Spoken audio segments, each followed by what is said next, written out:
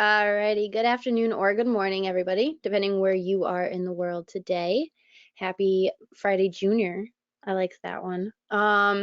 So thank you all for attending the sixth session of the Adults with Developmental Disabilities series, hosted by BDS and brought to you by Kevin Fitzgerald. Kevin, thank you again. You're welcome. If you were here last month for session 5, then you know the deal and what to expect. But if you weren't, and this is your first webinar with us, then excuse me as I blab on a little bit about what to expect. So today's 1 hour webinar, you'll have a little Q&A at the end, so you can put your questions in the questions box in your control panel there. Also in that control panel, you will find the handouts that I sent. I did not send via email yet. They will be distributed after the webinar, probably tomorrow morning when I analyze all of the CEUs. So that's also when you should expect your CEU certificate as well tomorrow morning. And the way that you will earn the CEUs if you did not purchase in the store yet, go ahead and it will also be available overnight tonight and in the morning. Then you will also need to answer the poll questions that pop up throughout the webinar today.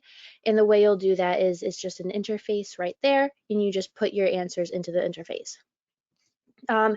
So as I said, if you have any questions, feel free to put them right into the questions field. And I think that's really all I have to say for now. So I'm just going to turn it over to Kevin.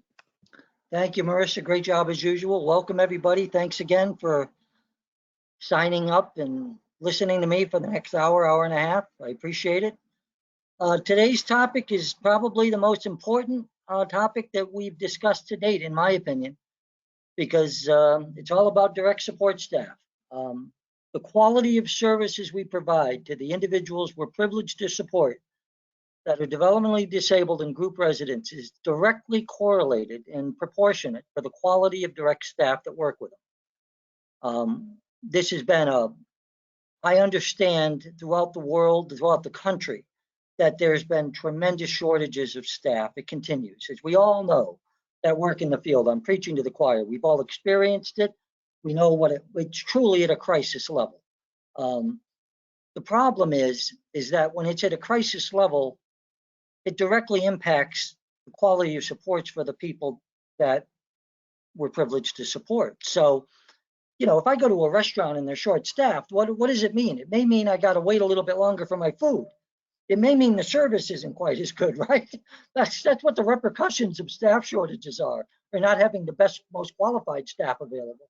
But when that same phenomenon exists with staff that work directly with people with disabilities that rely and count on them for assistance and support and guidance, that is a real significant consequence, much more than the one I described that I'm experiencing in the restaurant. So I'm not trying to minimize the other problems that other businesses are having, and please don't take it that way. But the fact of the matter is, the way that this impacts the people we support is much more profound and serious than some of these other venues. So let's talk about it. Like Dr. Phil says, you can't change what you don't acknowledge. So let's acknowledge what is. This is what I'm seeing, and I'm sure you've seen it too. And again, some of this is a reiteration of what you already know. Without question, the biggest crisis facing virtually all human service agencies over the past 18 months has been an acute shortage of staffing. Every state that I'm aware of is having this problem. It's not unique to Massachusetts, Connecticut, New England, the Midwest. I was talking to some people the other day. It's across the country. It's nationwide. So because of that reality, this has resulted in staff being hired that wouldn't normally have been considered for employment. A lower quality of staff results in a lower quality of service delivery. Now, those of you that have followed me before know the profound respect I have for direct care staff. Nobody respects what they do more than me. Nobody. I think they're phenomenal. I think they're amazing. I think they're a gift from God for what they do and the amount of money they do it for and the responsibilities we put on them. Unbelievable. I'm absolutely humbled. But the reality is, when very few people are applying for positions that you must fill, that means that at times you're going to hire someone that under normal circumstances, whatever, hiring in this field has never been easy, right? It's not like they're flocking to us. But I mean, compared to the last 18 months, I'll take what we used to have any day. So the reality is that agencies are hiring people that they may not have hired if we weren't experiencing this acute staff shortage. The wages that we continue to pay these most essential employees is not remotely adequate for the type of work and responsibility we are asking and expecting them to undertake. So depending upon what state you're in, again, people that we ask to do this incredibly difficult work and challenging work typically make minimum wage, maybe a few bucks above minimum wage, not much more than that. There's a lot of variability in what private agencies will pay, but across the board, the rate of pay is still grossly substandard compared to what I believe these people should be getting paid. The reality is, and we'll talk about it a little bit later in the webinar, is they're never going to get paid what they're worth. And we better stop being delusional about thinking that that's going to happen, because I don't believe it's going to happen. My observation is many agencies are literally on the brink of collapse. I mean, on the brink, because they can't maintain even the most minimal staff to person ratios to ensure basic health and safety for supported individuals. So you've heard me talk about this before if you followed me. The quality of care across the board, including our clinical and behavioral work over the last 18 months, I don't care who you are, has been severely compromised. It's just a reality. So we do the best we can under very difficult circumstances, but it's not what it was before, not even close. So a lot of agencies are literally, they're a few days away from people not showing up or calling out unexpectedly and not being able to provide a body for people that must have some level of oversight and supervision. This is actually happening as we speak. I'm aware of some agencies, maybe they're not falling, maybe the agency's not collapsing, but they're willingly giving up residences that they know that they can no longer staff. The problem is, what's to make us think that giving them to another agency is going to make that problem any better? I don't know why that makes it any better, but I guess it becomes someone else's headache, right? Oh boy. Regardless of your political perspective, it is an absolute fact that this crisis will continue as long as potential staff can make as much, if not more, money by staying home versus expecting to do this demanding, difficult work. So the reality is that a lot of people have stayed home because don't shoot the messenger for the message.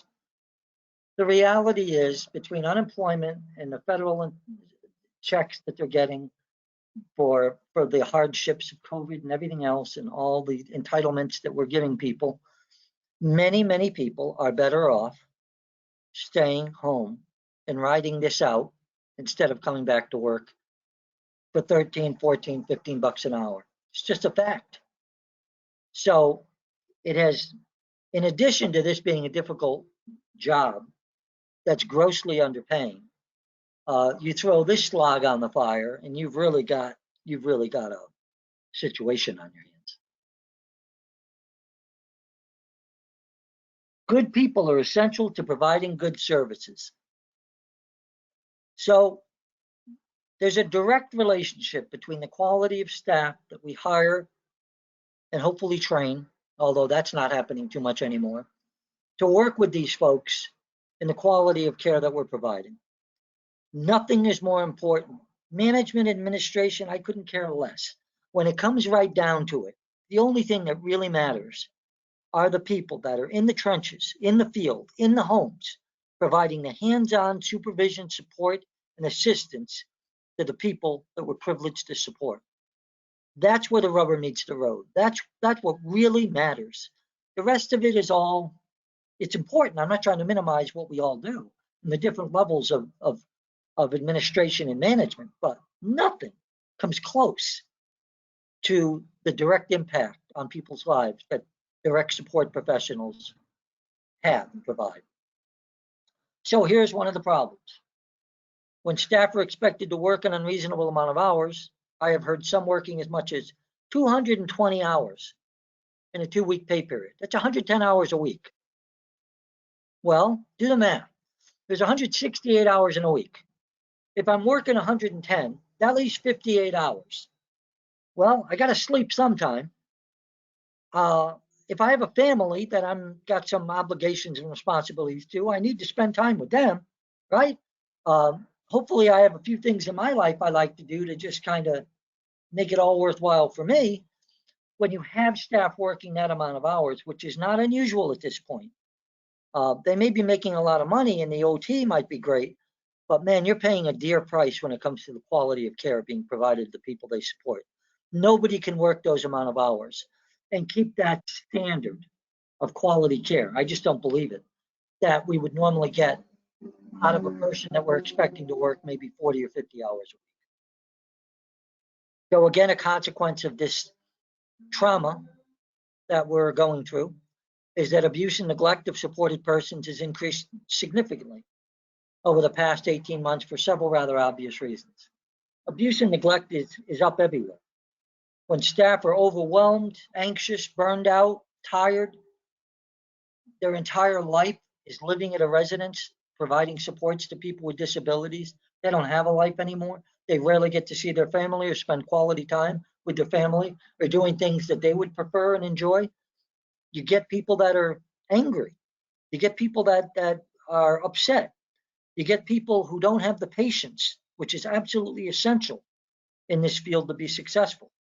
And that results in, unfortunately, situations that involve the potential for more abuse and neglect.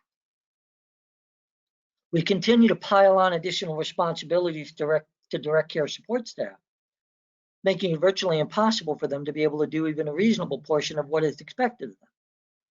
So unfortunately, what I've noticed over the last probably 10 years in particular, more bureaucracy, more oversight of residences, more expectations, more paperwork. Oh my God, the paperwork, it'll kill you. The paperwork is outrageous. And you have to do the paperwork to maintain your funding, to maintain your certification, to maintain your licensing. I'm not saying it's not essential. I'm not saying it's not necessary. But my God, do we really want our direct care staff to become glorified paper pushers? Or do we want them, their main function, to be providing supports to the people we're privileged to work with? I think we all know the answer to that. The turnover of staff and management over the past 18 months is in an all-time high. People are literally quitting and oftentimes giving no notice because they simply can't take it anymore. I'm sure you all have stories. 2 weeks notice now, that's a luxury. I've had a number of people that literally came in, and at the end of their shift one day, people in key positions that said, you know what, I'm out of here. And I'm like, yeah, I know, I'll see you tomorrow. And they were like, no, I'm out of here. I'm done. And, you try to talk them out of it, but at that point, it's too late. They've already made the decision. They're done. So as we continue to overwork by necessity the few staff that we have, the consequence of that action is we end up driving them away. It's quite a circus. This profoundly adversely affects supported individuals. And as I've said many, many times before, what we do is not about staffing, it's about relationships. So everybody that works in this field that really understands what we do and why we do it, it's about the relationships our staff form with the individuals they support, the knowledge they have of them, the support they provide them, the insight they have into all of the things that they do and desire to do, and their life plans and how we can make them help actualize some of those things. This is all about relationships. So my point here is, when staff up and leave with no notice, which is happening a lot, that profoundly negatively impacts the people they support. I've had people that are supported because I do a lot of work out in the field. That's what I do. Come to me. They're like children from a divorce. And they're saying, Kev, why is so-and-so gone? And I'm like, well, because they, and they like ask me, well, why didn't she say goodbye? Is she going to come back? Is she at least going to be part of our lives? And you know what? More often than not, sadly enough, I don't have the answers. I don't think the answers that I had for them would be good, but I don't know. I don't know. So when they're looking for me for support and guidance and reassurance, unfortunately, I find myself in many situations I simply can't give it because I don't know. That's kind of like an overview. I think a fair, honest, realistic overview of what's been going on over the last year and a half. Why don't we do poll question number 1, Marissa? All right, everybody. So human service agencies are truly at a crisis point from a staffing perspective. True or false? And it looks like everybody knows exactly what to do, so I'm not going to really blab on too much I about these. want to, please give us 100%. I want it so bad.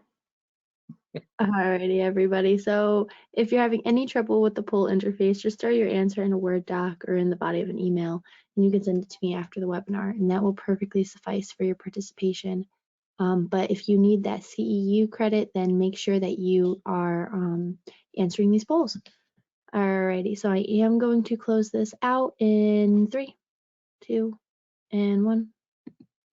All right, looks like 99%. Oh, I swear to God, they do that on purpose.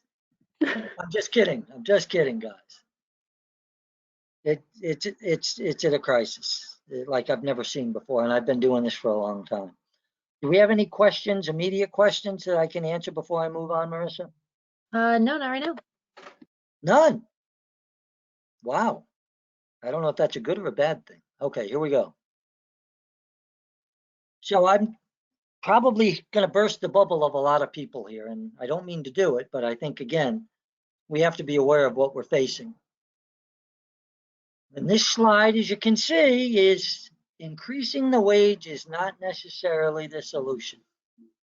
Everywhere I go, guys, you know, I get around. Everywhere I go, I talk to CEOs, CFOs, presidents, vice presidents, and almost every single one of them says, if we could just pay our people more money. And I shake my head because I know this has got a lot more to do with lots of things than just that. This is not just about money. Not at all. Although direct support staff are grossly underpaid for what we expect and ask them to do, focusing exclusively or even primarily on the low hourly wage as the problem is a mistake, as this is typically something that is not within the agency's direct control. So, if most agencies are publicly funded, which they are, virtually all of them are, state funds, federal funds, combination of both, you know, we are spending a lot of money at the federal level. God knows there's a lot of money being spent, but you know, maybe that'll trickle down and that'll mean we can give people a buck or two more an hour. But that's not going to solve this problem because we'll never be able to pay these people what they're rightfully worth. And neither state or federal agencies, in my opinion, or governments are ever going to give us the money that these people are rightfully worth. It's just not going to happen. There's too many people competing for the same dollars. Most agencies do not have any type. So here's where I want to get into. We've kind of talked about the reality of the situation. And I'm hoping that there's no questions because there's really nothing to say. I think I pretty much synopsized the reality of the world we live in when it comes to human services and supporting adults with developmental disabilities. So here's what we have to do better.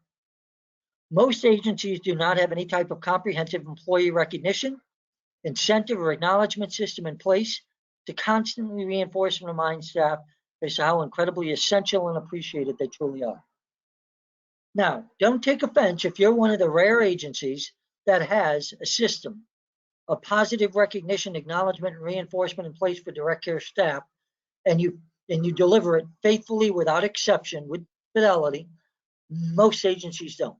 I'm just telling you, it doesn't exist. So if we expect them to do the work that we ask them to do, which is incredibly demanding, takes tremendous responsibility and puts a tremendous accountability on them. for the dollars that we're paying in it, and that's all we got a problem. We got a big problem, because nobody's going to do it for that. They're going to do it for these other reasons. I have met literally thousands of excellent committed staff persons over the past 35 years. I can't recall a single one of them saying they were working in this field for the money. So think about it.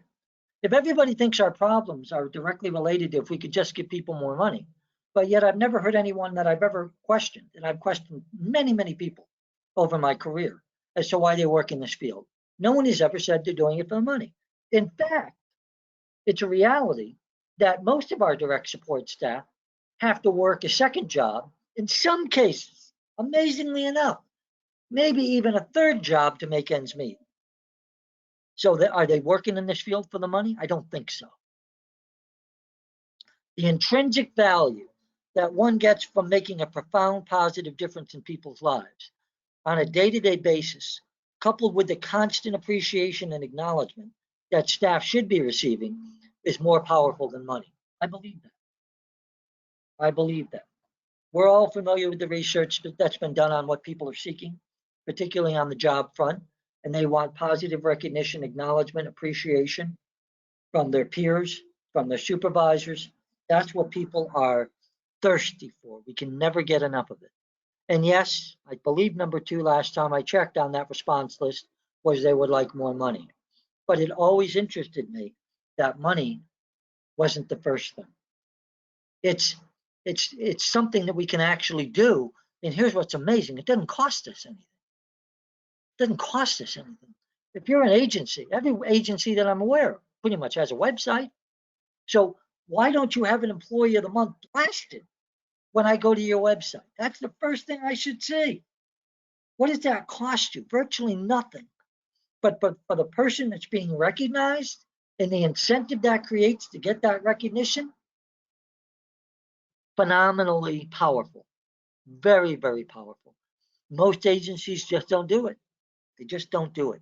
And I, for the life of me, have never understood why. Even when I tell them they need to do it, they oftentimes don't do it. I don't get it.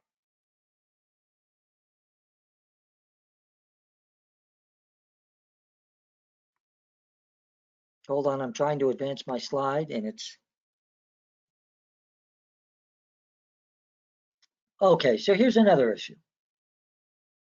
Lack of training. Lack of training is a major pervasive problem throughout the field.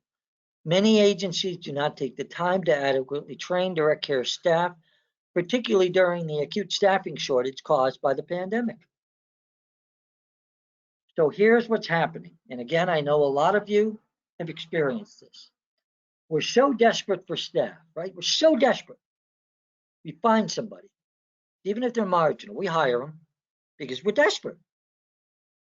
And then, because the house that we're sending them to has virtually no staff, we don't train them for 2 weeks or maybe a month before they go in to do God's work like we used to back in the day. That's a luxury. We need bodies. We send them in there.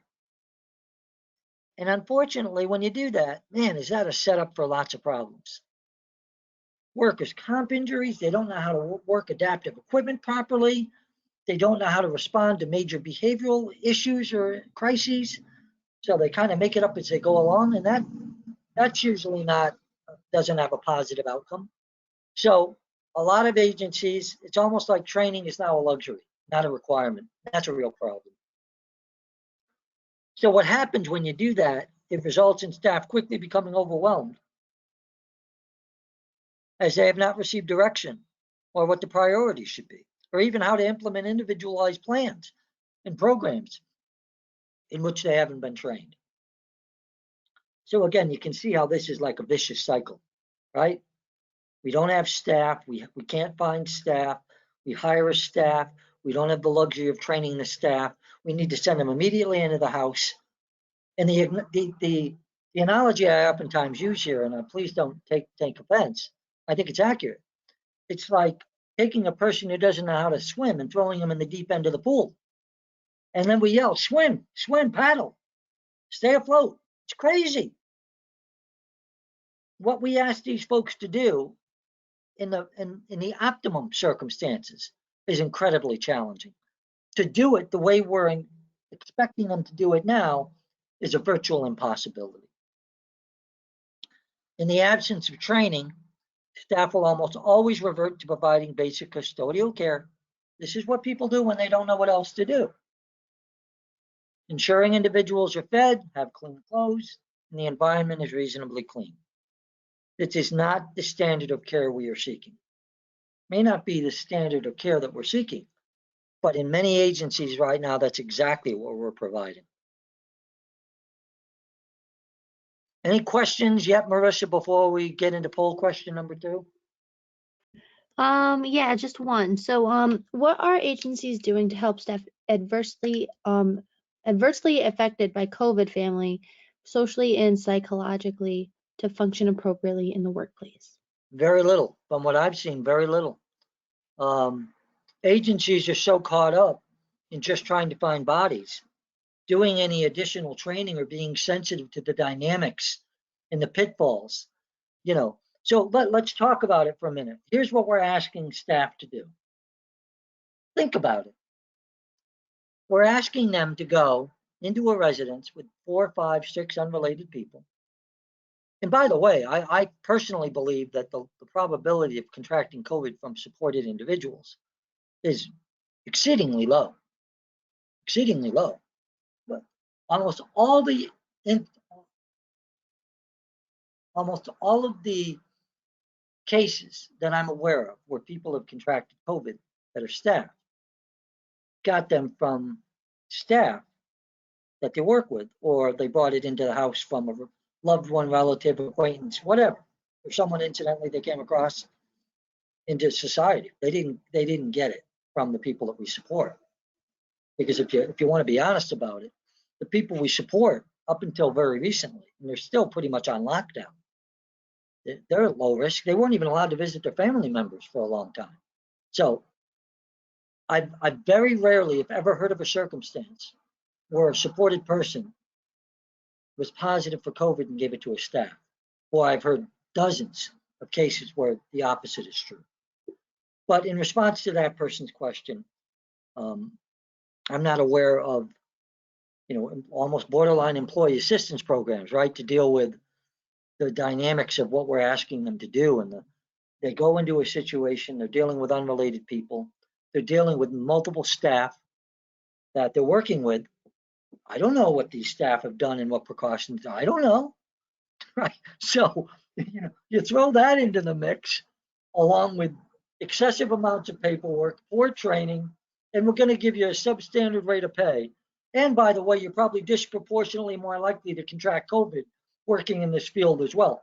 Yeah, now I understand why they're not beating the doors down to get in. I get it. Let's ask that second poll question, Marissa. All right. So most agencies have elaborate employee recognition and appreciation programs in place. True or false?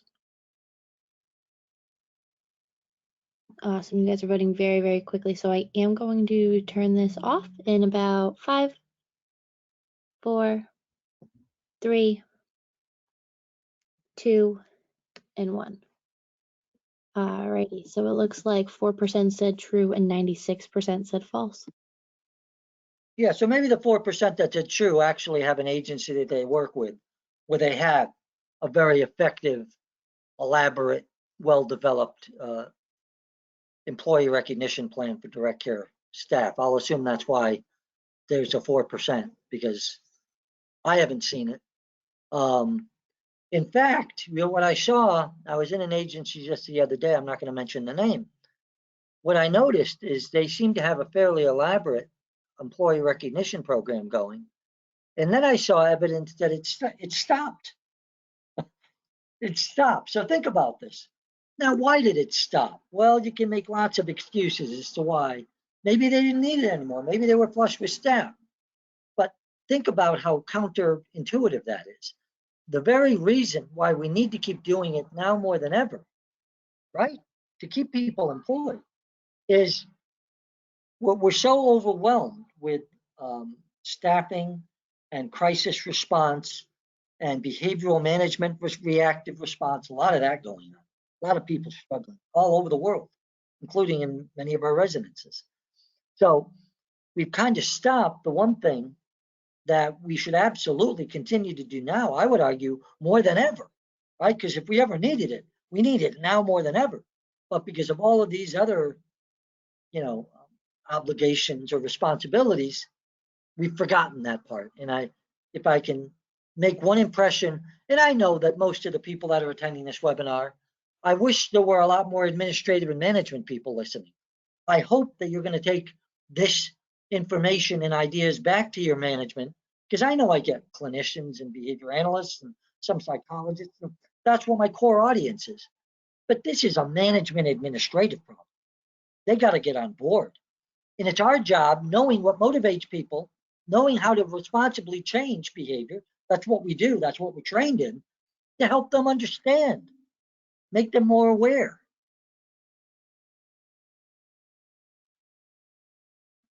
So here's the question: how the hell do we fix it? I've talked a lot about doom and gloom and the reality of what is, and how difficult and challenging the times are, and that it doesn't look like we're gonna make it a lot better anytime soon, or that we're gonna have any magic answers as to how to make it better.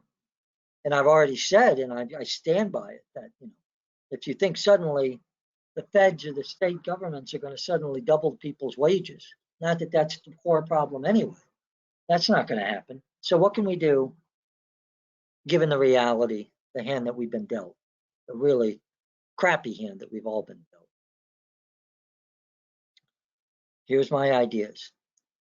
Human service agencies need to start marketing that a career in human services can result in a rapid, there's a reason why I bold-faced rapid, I mean rapid, rise to a position of more responsibility and higher wages. So we got to stop thinking of human services as a job that the turnover is going to be 6 months and there's not a damn thing we can do about it. That this is just an interim stopover job for a person before they get to move on to something they really want to do or would rather do. That's a mindset, it's a mentality, and I think it's a dangerous one. Because as long as that's how we perceive of these staff, that's exactly what we're going to get. We've got to change the way we're thinking about these staff. So to my point, too many agencies view staff as just staying in a position for a short period of time. Essentially, as I just articulated, as a stopover job until they can find something better. As long as you view your staff in this manner and advertise for staff accordingly, that is exactly what you will attract. So if that's the expectation, if that's our perception and perspective of what direct support staff are, what they do, and what their function is, then that's what we're going to get. And even then, we're not even getting them now, because they have so many options. Right now, the people that are unemployed, that are soon to be employed, particularly for a number of them, when they no longer get benefits that make it attractive for them to stay home and not work, this is not the first job they're going to be clamoring to take. Trust me. In the private sectors out there and all businesses, they're aware of what's going on too. Do you know what they're doing? They're raising their rates. They're raising their rates because they can. Some of them can't afford to because they go out of business, but many of them can. If I can go to Amazon and send out packages for 20, 25 bucks an hour, I'm not going to come and work in your residence unless I'm coming because I understand what tremendous gratification I'm going to get out of working with people with disabilities that trust me, that respect me, that love me each and every day. And the way that makes me feel and the good that I'm doing, those are the people we want to attract. Because this is not about the money. It never has been and it never will be. I have known many people who started out as direct care staff and within 1 to 2 years became a residential manager, and within a few years became a program director, responsible for the oversight of several houses. So I want you to think about this, really. Think about it for a second, because I think this is where we really got a leg up on the competition, big time. What other occupations and organizations allow you to advance that rapidly from both a position and a compensation perspective? I don't know of many. I know a lot of businesses that say it's part of their mantra, it's part of the culture, part of the mandate. You got to be here for 5 years. You got to be here for 10 years before we'll consider you for whatever, right? You can have a meteoric rise. If you come into this field and you're a good person and you have integrity and your character is solid and you take direction well and you start working in a direct care capacity and you fall in love with people with disabilities, like I did 35 years ago, and you can't imagine ever doing anything different than that, then you're not going anywhere. So, what kind of incentives can we have for you to stick around? Because we know you can't live on what we're paying you as a direct care staff. And we don't want you working 110 hours a week. You know, you may be making a lot of money. It's funny, a lot of people have talked to me. This isn't funny, but it's funny to me. A lot of people I've talked with that were making significantly more money based on the hours they work and the overtime would come to me and say, Kev, why isn't it showing up in my paycheck? And I was like, hey, you're in a higher tax bracket. Welcome to my world. So, we kind of laugh about it. It's not funny, but, trying to bring a little levity to a difficult situation. But, they are still clearly getting more money in their take home pay, but not anywhere near as much as they anticipated.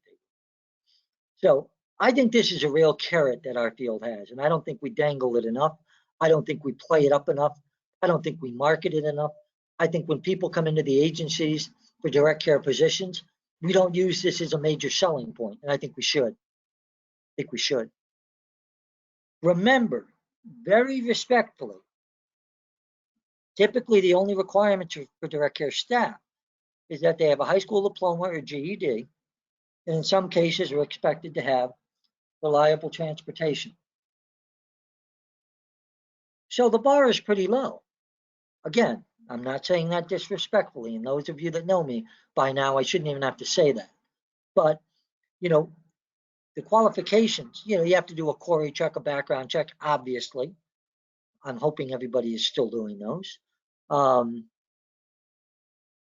you don't have to have an advanced degree. You don't have to have a tremendous job history or tremendous experience in working in similar capacities. That's really not a requirement at this point.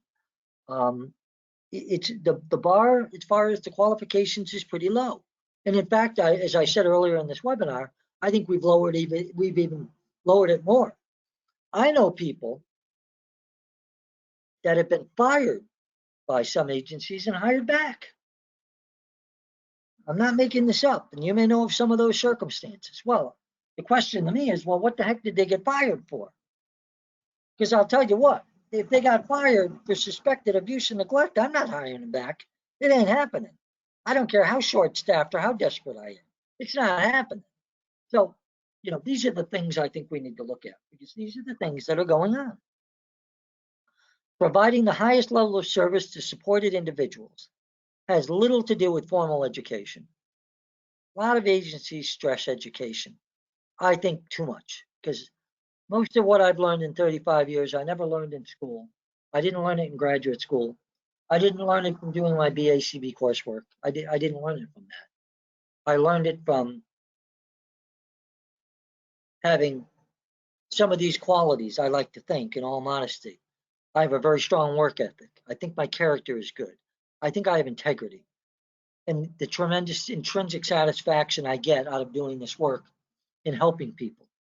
That's why I've done what I've done my entire life, when I never expected to do what I've been doing for my entire life.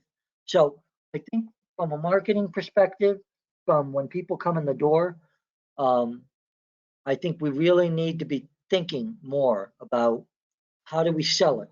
How do we market it?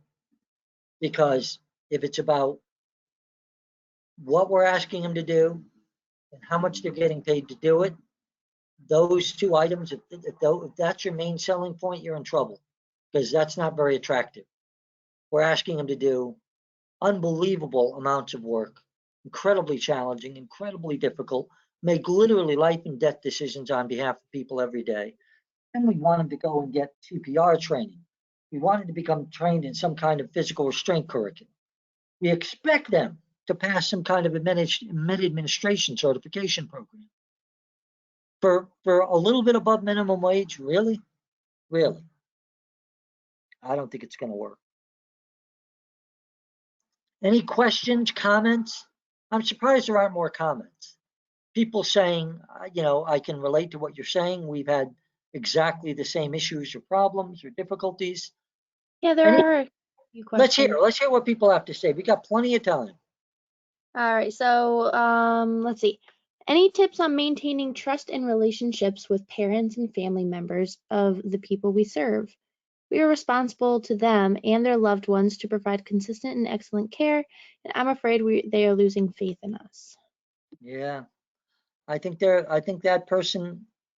lot of parents and guardians have lost faith in us, unfortunately. And how do we get it back? Well, we got to make it better. When someone learns to distrust you or not have confidence in your ability to deliver the services anymore, and it's based on fact, not just speculation or suspicion or projection, then the only way that I know of to get them back on board and supportive of what we do is to make it better.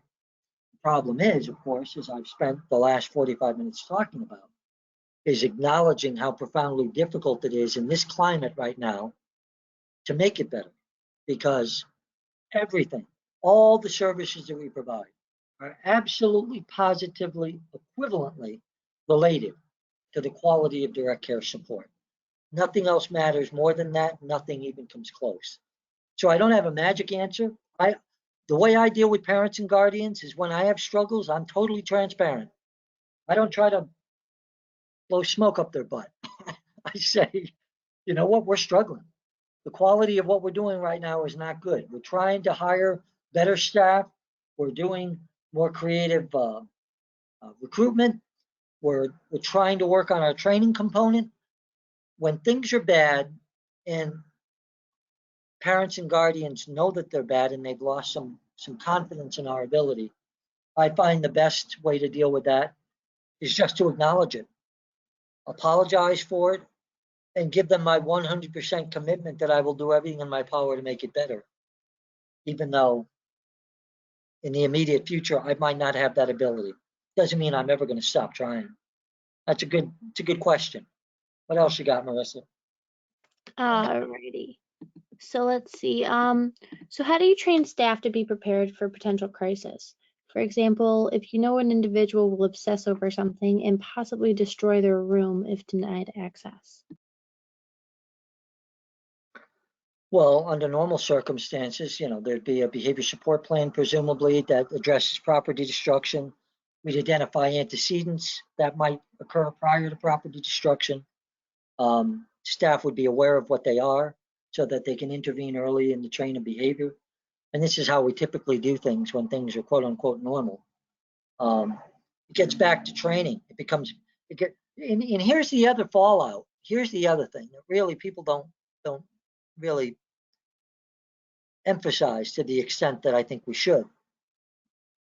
When people leave these jobs as quickly as they are, they never get the knowledge of the people that they work with, like some of our old time staff used to or do. There's a big difference between a staff that works with an individual for 3 months and a staff person that works with an individual for 3 years. They know them. They know the triggers. They know the antecedents. They know the nuances. They know what that person likes. They know how to motivate them. They know what to watch for. Big, big, big difference. So again, part of this vicious cycle that we're all acutely aware of is that we're losing that, what I call corporate knowledge of our folks, because of the turnover, which is at an all-time high, because the very few staff that we have, we're using, abusing, overwhelming, locking in, mandating to work additional shifts.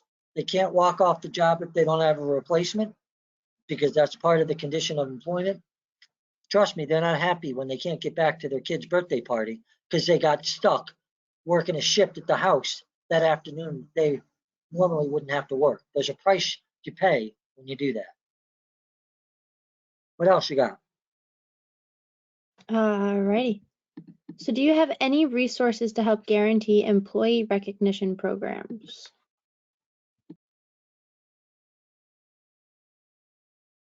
Guarantee, I think, here's what I can tell you about employee recognition programs.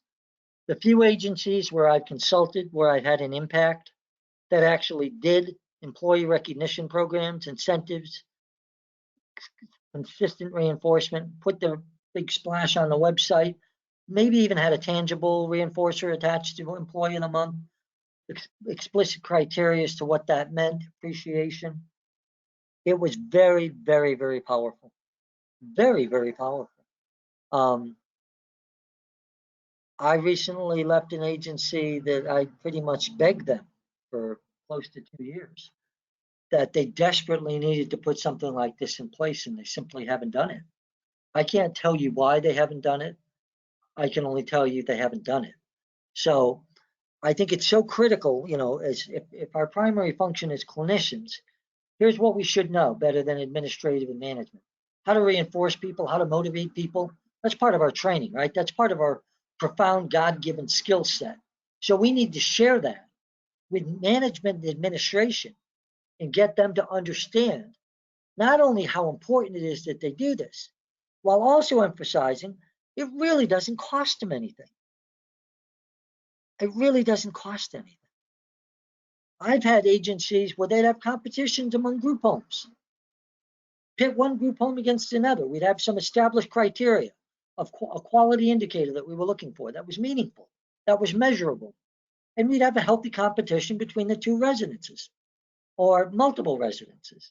And at the end of the month, whoever achieved the highest rating based on, again, some objective, unbiased, measurable criteria, not on favoritism, not on, oh, I haven't given this person employee of the month lately, so I think it's their time. Not that. That's nonsense. When you do that kind of stuff, it's incredibly powerful. We simply don't do it enough. What else you got?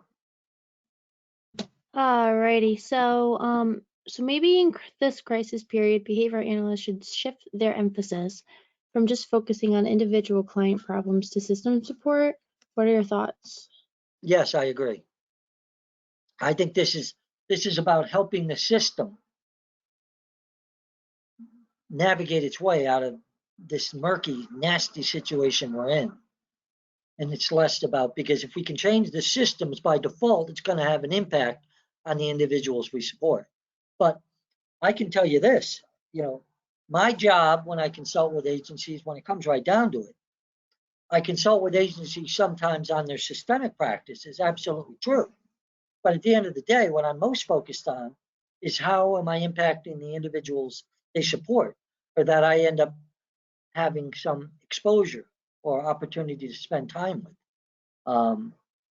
I haven't been very effective over the last year and a half. I ain't gonna lie. And if most of my audience wants to be honest, they're probably saying neither have I. The impact that I used to have, how can I impact people to the same degree when I don't know who the staff are, when I don't have an opportunity to train them, when I have precious little time to spend with them, when I go to a mandatory staff meeting that has 1 or 2 people attending it when I'm expecting 10 or 12. I don't know. I don't know the answers to all these problems, but I am aware of what they are. And I do have some ideas as to how to fix them.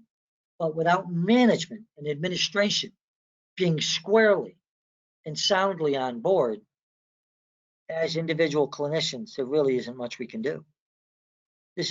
I said to an executive director the other day, just yesterday, in fact, we were talking about this very problem.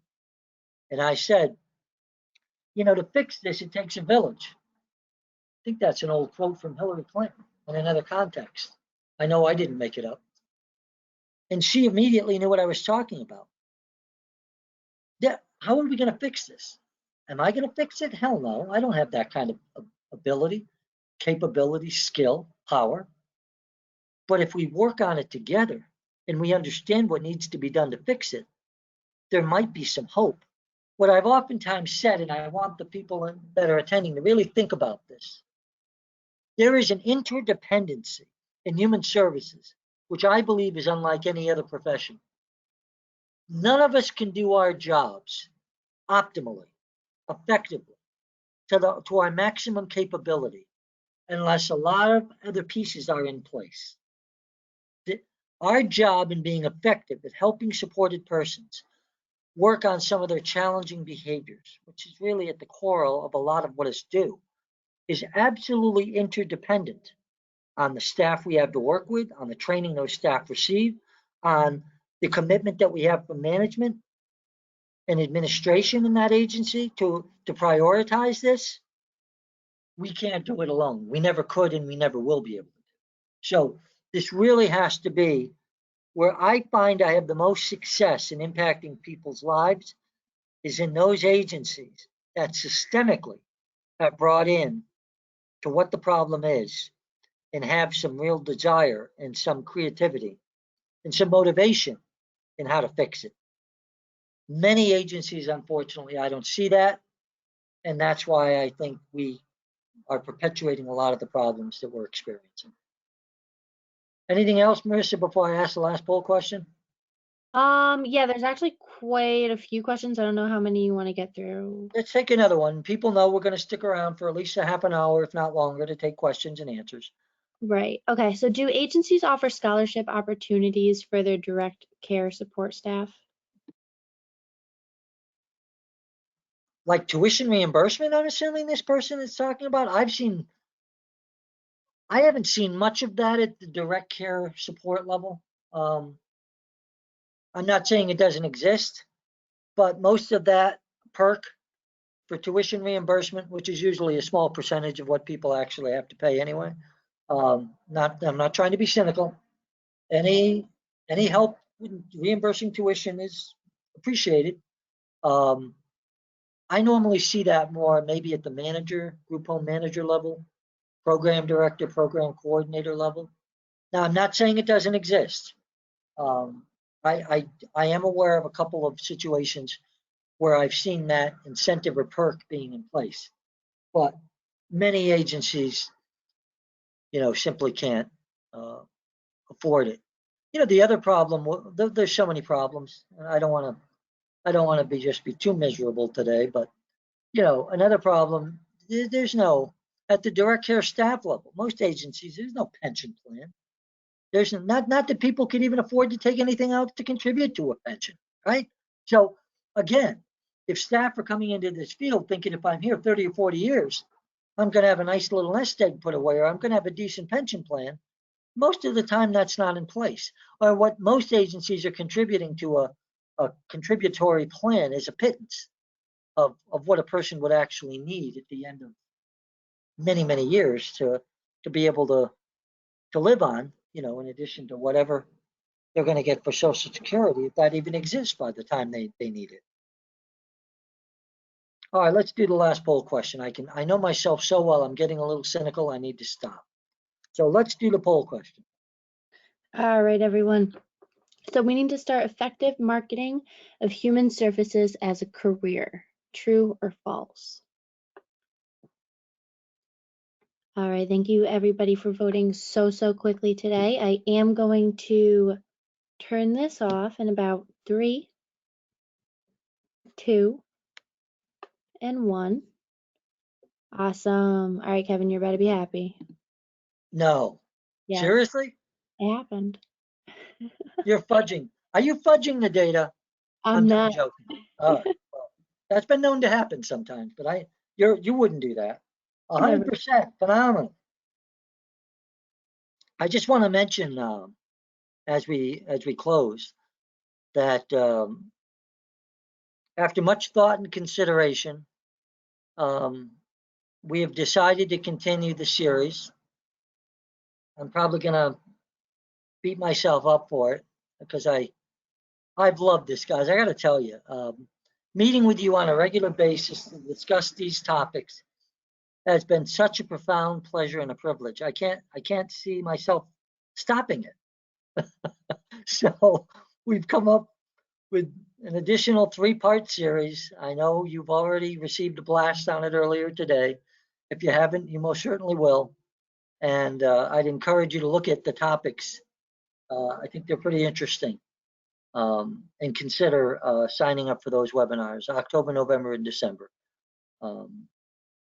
It's the third Friday of each of those months, from 1 to 2:30.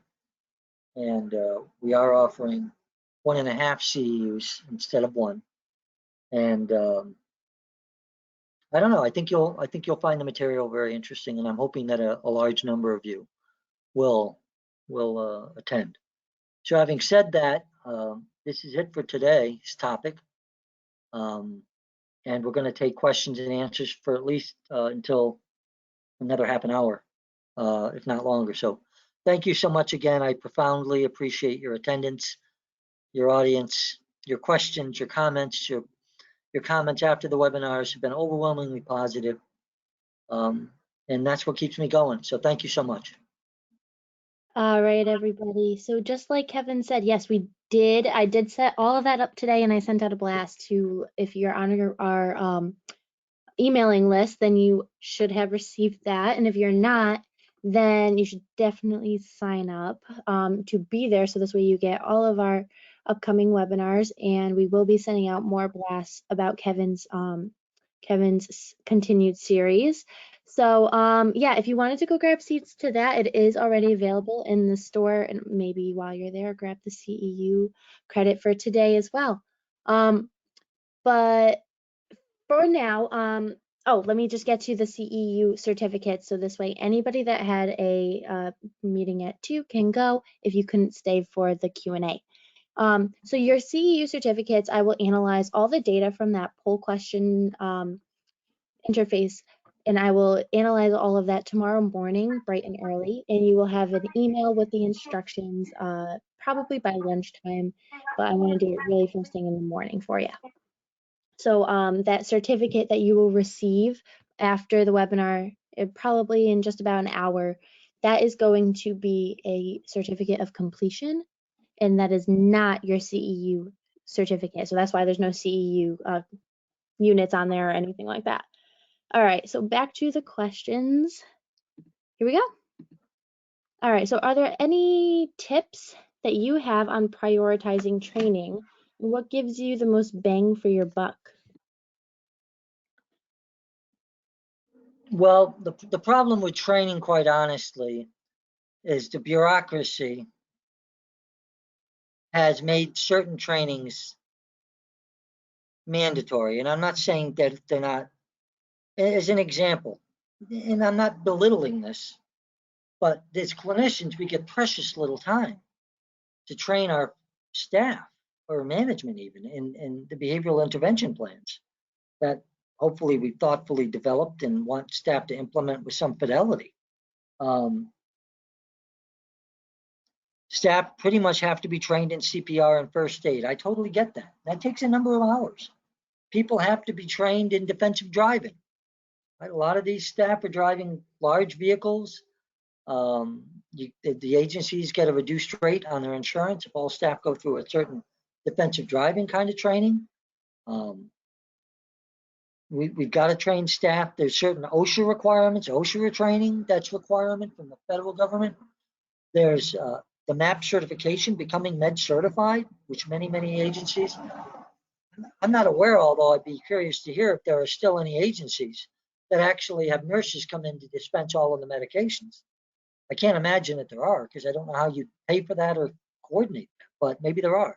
So now we're asking staff with marginal backgrounds in education to become proficient in side effects and being able to transcribe doctor's orders. I'll tell you, it scares the heck out of me what we're asking these people to do. So I don't have any magic answers for that, but I do think it's important that, you know, a training on positive behavior supports, which I do on a regular basis, which is about 2.5 hours long, which at least gives staff the opportunity to learn about the concept of positive reinforcement, what it means, why it works so incredibly effectively, empowering people to make their own decisions, all the core components of positive behavior supports.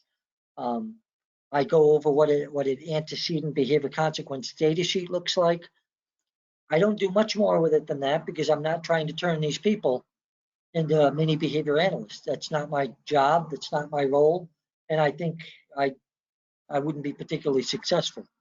But management and administration has to understand that for all these mandated trainings, it's critically important that they make some time available for us to meet with these folks. It can't be omitted from the curriculum because you'll pay a devastating price for it. Alrighty. So, let's see. How do we go about talking to management who do not show an interest in listening to the constructive criticism? Oh boy. I got lots of things I could say, but I'm going to be politically correct and polite. At least I'm going to try.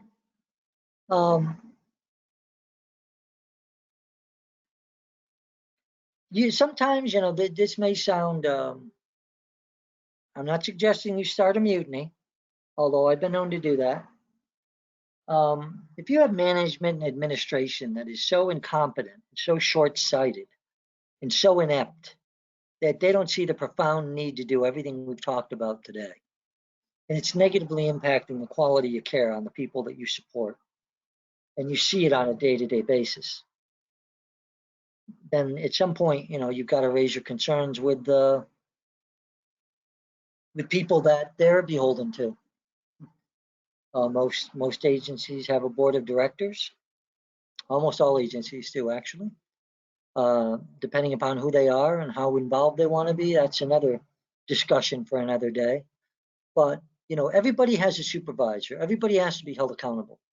So if you're absolutely hitting a brick wall and you can't make any headway, then I think, and you've articulated how critically important it is that they take another look at everything we've talked about today, for all the reasons we've talked about today. This is a win-win. Whenever I come up against management or administration that refuses to do what we're talking about today, I question not only their competence, but what is their motivation? Why wouldn't you do this? Why wouldn't you do this? Do you not want staff to stay longer? Do you not want them to be happier? Do you not want your staff to be more motivated and do a better job for you? What is the downside of this? Because quite honestly, I don't see one. So sometimes you may have to go to another level. That's all I'm going to say about that. Alrighty. So how do we support and retain the good staff who want to quit solely due to very difficult parents? Well, what you have to do is figure out how to put a buffer between those staff that are getting beaten up by parents, maybe rightfully so. I deal with this a lot. You have to have some parameters. You have to have some boundaries. If you have a situation, and I've had many of them, where parents are guardians, I'm not saying this in a disrespectful way at all. Please don't take it that way. That call a residence on a very frequent basis, an example, and start asking staff questions. And staff feel compelled to give them answers. And they may not be the correct answers, but they feel like they're under the gun and they're under tremendous stress and pressure and anxiety. And they feel compelled to give them a response. You have to put a buffer in place there. Because most of our staff, again, with all due respect, aren't equipped to deal with that kind of an onslaught. It can be difficult. It can be difficult for me. I've had some incredibly challenging parents. Usually by now, I'm confident enough in my abilities and my experience, and there isn't too much I haven't dealt with. I can usually keep them at bay or talk some sense into them. It may take me a while, but eventually they tend to come around. So I think you have to look at the procedure that you have in place as to what's exposing your staff to that kind of stressor and put something in place. I've had residences where I've had staff, they have a script. They have a script. I'm sorry, but that's a question. I only work this shift and I'm only here a certain number of hours a week. I think that's a great question. Let me get in touch with the manager and I'll have them get right back to you. It's a very effective strategy because the manager of anyone should have a better idea globally of what's going on in the residence and presumably be the best equipped person to answer that question. So put some buffers in place, offer some protection for these folks, because it's not fair to put them in the line of fire like that with no ammunition.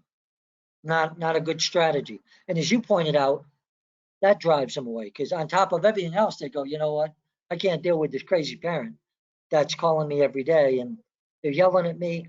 I can't tell you how many parents I've had that treat staff disrespectfully, verbally abuse staff. I have zero tolerance for that. Zero. I've threatened to call the cops on some parents. If you keep that up, you're harassing, you're abusing this person. Knock it off. Knock it off. I understand you're frustrated. I understand you're upset. I'm upset too, but I'm still treating you with respect and civility, and you will do the same towards my staff. End of discussion. All right, I'm getting a little bit ramped up. So what's the next question? Alrighty, so have you found better ways to recruit the type of staff you're looking for? We've tried working with colleges with programs that are focused on our field, but pay is often the issue of having them come and stay. Yeah, one thing I used to do, and I don't know why we can't do it again. Number of years ago, I used to hook up with a lot of colleges in the area, usually community colleges, quite honestly. And I started my career in a community college, so I'm not saying anything disparaging about community colleges. And what I would do is I would get interns. In other words, one strategy that we don't do enough of is go to the colleges, particularly colleges that offer coursework in human services, right? They don't, not everybody does, but a heck of a lot more of that now than there used to be. There used to be nothing. And hook up with the professor, hook up with the advisors, hook up with the whoever's in charge of the curriculums, and offer incentives for the person to do internships at a residence, possibly, and get credit for that. So I actually used to do this a number of years ago. I got some of the best free labor I've ever gotten out of these interns. And what's beautiful about it is they come in, they're typically young, they're energetic, they have a great desire to learn. That's why they're in school in the first place. And then they come into our field, they meet some of our people, they see what we're doing, and they love it. They love it. They don't even want to go back to school. They just want to come work full time. So back in the day, I had a lot of success, and I think we've gotten away from that. And the question is prompting me to rethink that whole process. I think we need to go back and take another look at that, because that can be a great feeder system for really good, energetic, motivated staff. It's a good question, and that's a good response, in all modesty. Alrighty, so in my previous job, I was a consultant to help residential agencies improve their systems and have been saying the same things you have. The biggest barrier to success in many agencies is not enough buy-in from those in charge. Do you have any advice on how to overcome that? Yeah, that's absolutely true. So here's what I've done. I've spent many years being a consultant. I continue to, because that's what my company does. That's what my business is all about. I've actually done this. When I have tried to beat the door down at an agency, and I'm consulting for them, right? So presumably they think I have some value, some experience, some expertise, because why am I consulting for you or with you if you don't value my input or what I have to say? I've actually gone into a couple of them over the years when I haven't been able to make any headway in this most critical area that we're discussing today. And I've said to them, and this won't surprise you because you've gotten some idea about my personality by now, good, bad, or indifferent. And I've sat down with these management people and I said, why am I here? And they go, well, you're here to help us. And I go, but you're not taking any of my advice. And they go, well, yeah, no, we are. And I go, no, you're not. Actually, you haven't done anything that I've told you to do over the last year. And then I cut right to the chase. I go, why are you paying me? What the hell are you paying me for? In some cases, you're paying me a reasonable amount of money. What for what? If you don't want my advice, if you're not going to take my advice, if you reached out to me for reasons that you have no intention, apparently, of actually following, and sometimes that's resulted in them saying, now that you mention it, you're right. We don't need you anymore. Have a nice life. It's been nice working. So I've talked myself out of a couple of assignments. Hey, it's all right. There'll be another client down the road. That's a strategy that I know that's a bold strategy. I wouldn't recommend that for everyone, but I've used that on a couple of occasions because at some point, like this person is articulating, who's experienced some of the same frustrations I have, obviously, what am I doing here? What am I doing here? I want to work with people that want to effectuate positive change. That's what motivates me. My primary motivation is not money. Yes, I want to make money. I want to be able to live and, stay in my little tiny 1-bedroom apartment. I do want to be able to do that. I'm not going to lie. But the point is, that's not what this is all about. So if their motivations or intentions are clearly not what ours are, you got to decide if you're going to stay and be window dressing, or if you're going to move on to someone else that actually you might be able to make a difference. Alrighty. So how do you continue to reinforce staff's behaviors and willingness to show up? They may seem to be the ones that burn you out because because of how needy they seem. How do you reinforce it? Every chance I get, every opportunity I get, every moment I get that I can say something kind, where I can say something respectful, where I can say something appreciative to direct care staff, I do. I'll give you an example. A couple of weeks ago, I had to go down to the Cape to do a staff training. I had to meet a couple of folks living in a residence. This is a real example, very recent. And I went to this residence and I was thinking the worst. I drove 100 miles to get there because that's how far away it was. I'm not complaining. I knew that when I took the assignment. No complaints, just an honest recitation of what happened. I drove down there and I was like, staff meeting. Oh, because most of my staff meeting experiences have not been positive. I got to the house early. I met 2 gentlemen that there were some concerns about, really one more than the other. I had already looked at some background information, historical documentation. I wanted to meet him. Cool guy, cool as hell. I wasn't there long. It was about 9:45. The staff meeting was scheduled to start at 10. By 10 of 10, there were probably 8 staff already there. And I was like, whoa, this is not normal. Usually I get very poor attendance. That's the norm these days. Usually staff come in at the stroke of 10. Oftentimes they saunter in 10 or 15 minutes later and act like I'm lucky that they're there. So right away I was saying, holy mackerel, this is going to be a good experience. And we spent 2 hours talking about those individuals, and I got their feedback because nobody knows the people they support better than the direct care staff. I met them that morning and I'm supposed to help them. Are you kidding me? I'm humbled by their knowledge of these people. Throughout that staff meeting, I told them how incredibly impressed I was with their feedback and input and their knowledge of these guys. It was truly impressive. And every time I said something sincerely and genuinely, they smiled. They shared more information because of the positive recognition, reinforcement, and acknowledgement I was giving them. And at the end of the 2 hours, a couple of them, as they were leaving the meeting, turned around or came over to me and shook my hand and said, thank you, Kevin. Thank you for coming and being here. And I said, almost with tears in my eyes, no, thank you, because without you guys, I'm nothing. So I'm giving you a detailed example of something that's recent and still profoundly impacts me because it was such a positive experience when I've had so many less than desirable experiences when it comes to staff meetings and feedback and all of that stuff. Every opportunity you get, tell these people how incredibly valuable they are. They respect who we are. They respect our education. They respect our knowledge and our experience and what our function is if they understand it.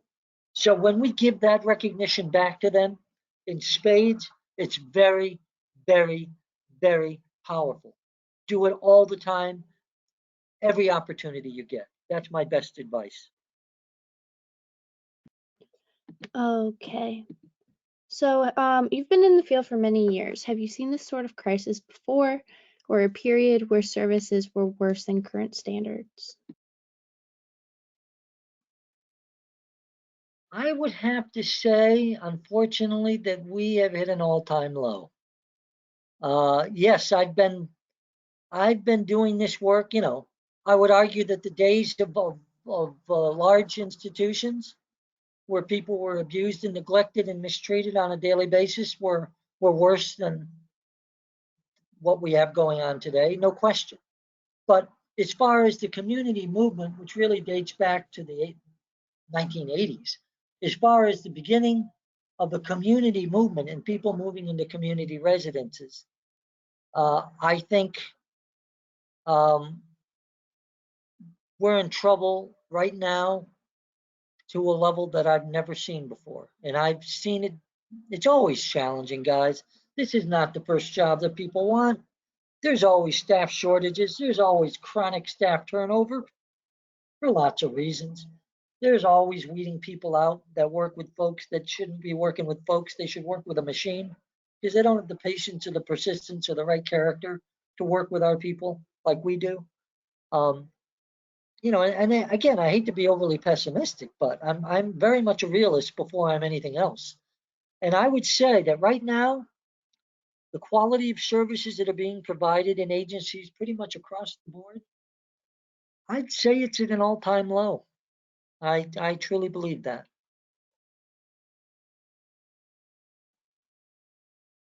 Alrighty. So let's see. More depressing by the minute. How can you tell a company handles staff reinforcement prior to joining a company? Say that again, please, Marissa. How can you tell how a company handles staff reinforcement prior to joining the company? Go in when they're interviewing you. No, I do this all the time. When they're interviewing me to come consult with them, I'll say, what kind of employee recognition programs do you have in place? And then they start to tell me, well, they start to tell me all the glorious stuff that they do for their upper management, middle management people. And I go, I'm not talking about that. What are you doing for the direct care staff? What kind of employee recognition programs do you have? What kind of incentives? What kind of, is it recognition? Is it an employee of the month?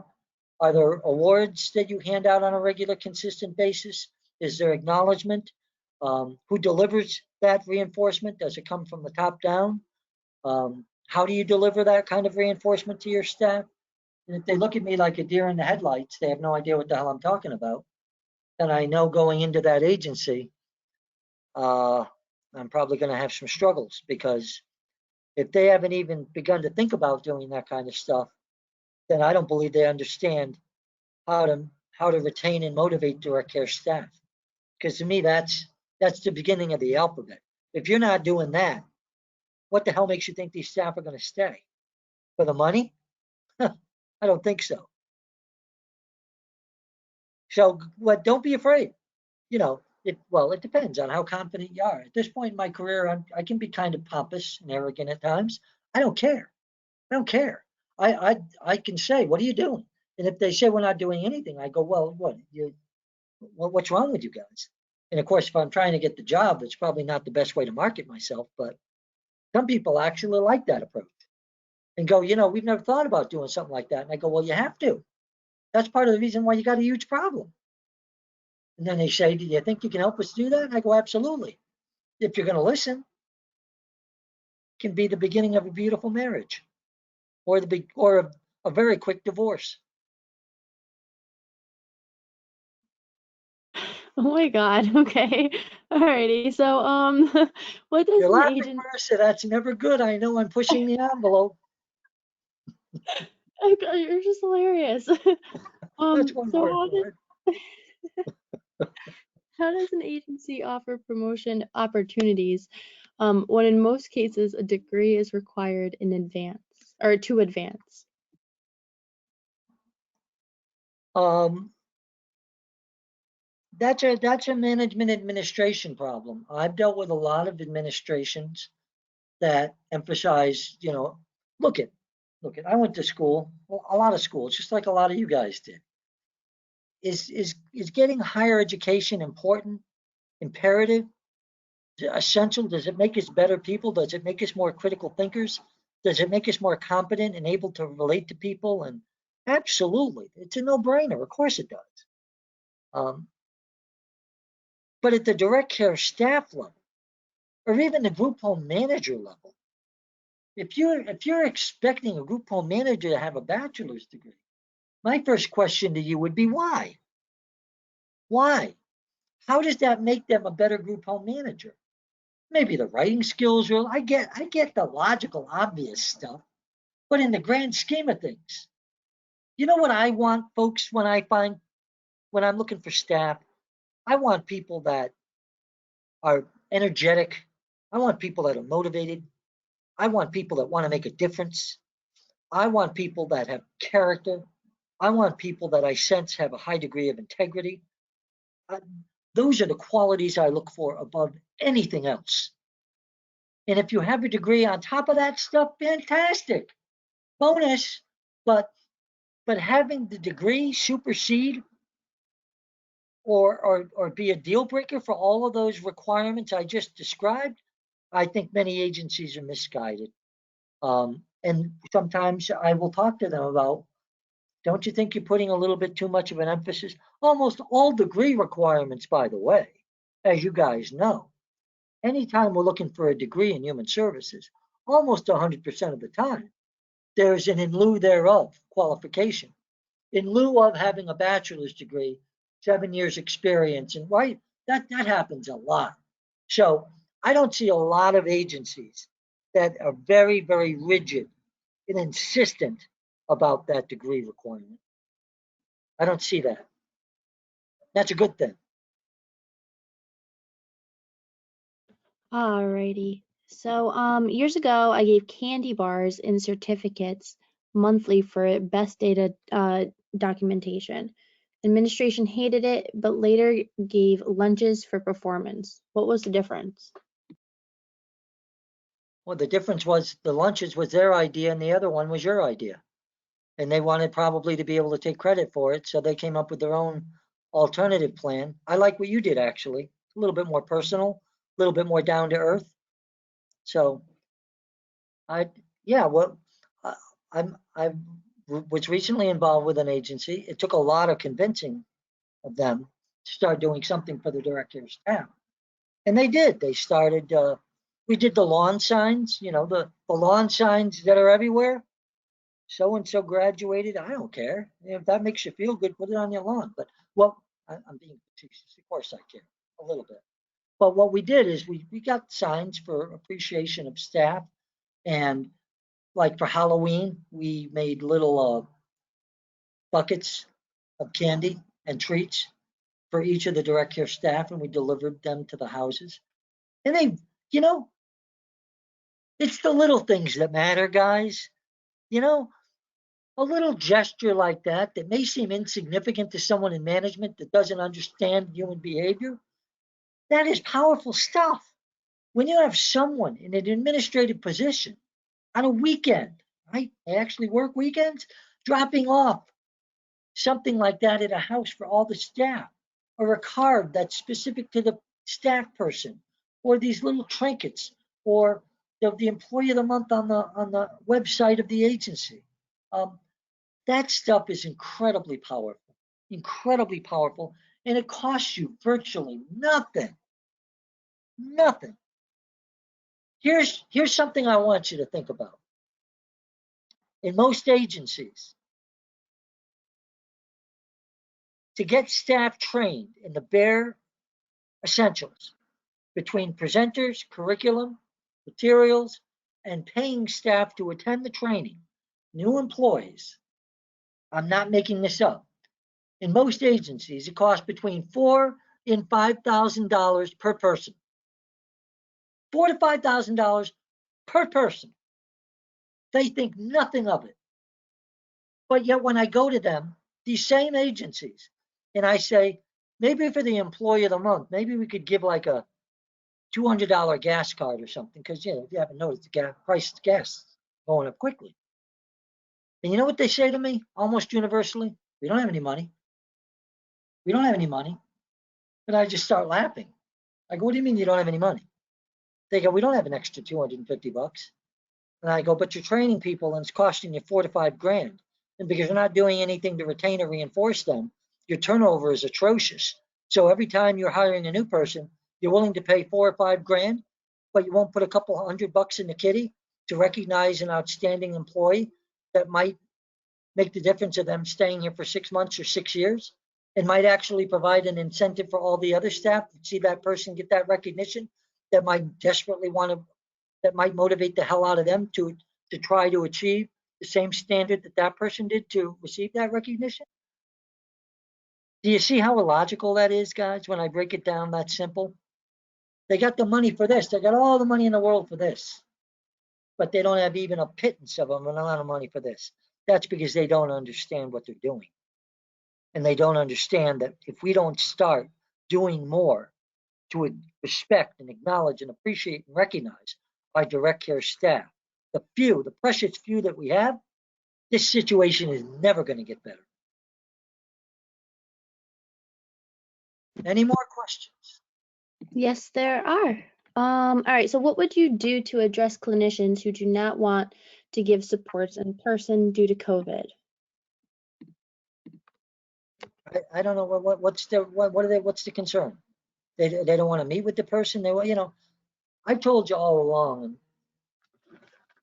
well, I can't say too much because people are going to get upset or offended, but COVID has never stopped what I do as a clinician. It hasn't then and it won't now. I don't care how many variants come out. I still need to meet with people. I need to be in the presence of people. I can't do things via telehealth. I can't do Zoom meetings as effectively as I can in person. So obviously I'm not reckless. I'd prefer not to catch COVID just like everybody else. I haven't caught it yet. I just got my test back this morning. I got to get tested every 2 weeks, and it came back negative. So once again, that's a good thing. I was fully vaccinated, so I thought I was protected, but what do I know? So it depends on how much reluctance that person is exhibiting and under what conditions as to whether or not that clinician is salvageable. So I yes, believe it or not, I have some compassion and some empathy for people that are scared. They could have, pre-existing conditions. It could be a life and death situation. I get it, but I can't really answer that question unless I knew more of the specifics about the reluctance of that person and what they were or weren't able to provide clinically, given their concern over COVID. That person wants to email me after and give me more details. I'll be happy to offer an opinion. Alrighty. So how do we as consultants contracted to work for a specific individual support a breach the conversation of employee recognition on a company-wide level when we are only designated to work with the one individual and their staff? The way I do it is this. The effectiveness of my ability to do anything with that 1 or 2 or 3 designated people they've hired me to consult with or for. Although most of my contracts are consulting for entire agencies, not individuals. Because I've learned over the years that to really be able to impact individuals, I need to have a bigger, broader impact on the agency. Following me? So not everybody buys into that, but I believe it's absolutely true. You rarely can have one without the other. So the way I would deal with that is simply say, make them aware that your ability to effectively work with those folks and produce positive results on behalf of those people is directly correlated, which it is, with the direct care staff that support that person. So now you're pulling them into this argument that Remember what I mentioned earlier in the webinar, the interdependency. The interdependency, don't ever forget it. There's a profound interdependency in human services and working with people with disabilities. If our staff are marginal, if they're uneducated, if they're untrained, and we're going to come in as clinicians with that quality of person and expect them to have a profound impact on the people's lives that they support, we're probably not going to be very effective.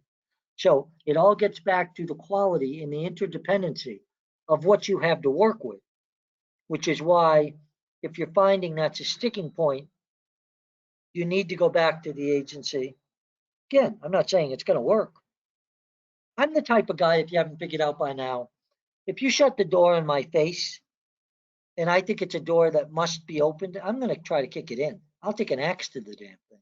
But I'm not going to walk away because of your ignorance and your lack of understanding that what you're not doing is so negatively impacting people's lives that are dependent on us. I'm going to try to make you see the light. And sometimes, believe it or not, after I pound the door enough, eventually they start to see a little bit of light. They start to do a few things. They see the positive results of those few things. And now I got them. Now they're saying, gee, why didn't we do this sooner? And my response to that usually is, I have no idea. I'm just glad you're doing it now. Long-winded answer. It's tough. You know, consultants, by definition, don't have a lot of power. Right? We're someone that they bring in who has some alleged expertise in some particular area, and we try to help them out. And maybe we're effective, maybe we're not. Maybe they take our advice, maybe they don't. That's the nature of being a consultant. Isn't it a lovely way to make a living? Yes, I'm being a little cynical. Alrighty. So let's see. So how do you determine what hours for DSP would be considered behavior analytic to provide RBT supervision requirements? I don't have an answer to that question. I don't do supervision of RBTs. So I don't really know. I don't really have a competent answer to that because they're talking about the supervision requirement that RBTs and even BCBAs at some point have to get prior to becoming a BCBA. So I don't deal with that. I have no experience with that, so unfortunately I can't really answer that question. Sorry. Alrighty, last question. So what are your thoughts about OBM taking data and reinforcing performance and outcomes? OBM, that acronym stands for what? Organizational behavior management. So repeat the question. What are your thoughts about OBM and reinforcing outcomes? I'm not that familiar with OBM. I'm assuming we're talking about the ability to impact the organization's behavior rather than focusing on the individual's behavior. I'm assuming that's what that references. That's kind of what I've been talking about, what I try to do each and every day that I work with the agencies that I'm privileged to work with, is I'll tell you another thing, which is not attempting to avoid the question, but I think might be somewhat relevant. All the contracts that I engage in with agencies, I don't know about you folks out there that do your own consulting work. All of my contracts are typically directly between me and the executive directors of agencies or the decision makers. I have learned a long time ago that if my deals are with people, and I'm not trying to be disrespectful, that are 5 or 6 levels down the food chain, as far as being able to effectuate and impact positive change, the probability that I'm going to be successful is really compromised. So almost all of my contracts at this point that I have and will continue hopefully to have, thankfully, as long as I try to do a decent job, are directly between me and people that are empowered to make decisions. And that allows me, I think, to impact organizations in a much more profound way, usually, than if I had the strategy that I used to have back in the day that whoever was willing to sign the contract and put their name on it was the person that I was primarily dealing with and was somewhat beholden to. Um, I learned very quickly again that that didn't work for me. And it would usually result in the ending of those contracts because I didn't have the ear of the people that were really empowered to make change. I don't know if that answers that question in any way, but that's the best stab I can take at it. All right, well, that was all we had. That's it. That was it. I can get a soda. Yeah, thirsty? Guys, thank you very much as always. Great questions. This is tough. This is a tough time, guys. Man, this is a tough time. Uh, I know people in some agencies in high level administrative capacities, high level, that have been doing direct care for a year and a half. I'm not making this up. Um, I'm it impresses the hell out of me. But that's how challenging it's gotten. The people at a level that never thought they would have to go in the trenches. Now, I'm not talking about filling a shift.